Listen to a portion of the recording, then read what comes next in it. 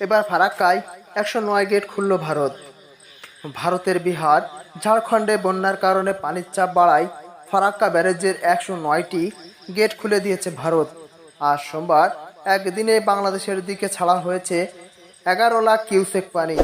এতে পশ্চিমবঙ্গের মুর্শিদাবাদ জেলাসহ বাংলাদেশের বিস্তীর্ণ অঞ্চলের বন্যার আশঙ্কা তৈরি হয়েছে।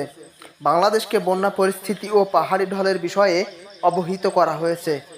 প্রতি মুহূর্তে পানি ছাড়ার বিষয়ে তথ্য আদান প্রদান করা হচ্ছে। আজ সোমবার ব্যারেজ কর্তৃপক্ষ জানিয়েছে, প্রতিবেশী দুই রাজ্যে বন্যার কারণে ফারাক্কার উপর ব্যাপক পানির চাপ পড়ছে। তবে স্বস্তির বিষয় হলো এখনো নেপাল থেকে পাহাড়ি ঢল নামেনি। ব্যারেজের বিপদসীমার 77.34 মিটার পানি অতিক্রম করার পরেই বাধ্য হয়ে পানি ছাড়তে হচ্ছে। সেক্ষেত্রে ফিডার ক্যানেলেও পানির পরিমাণ বাড়ানো হয়েছে।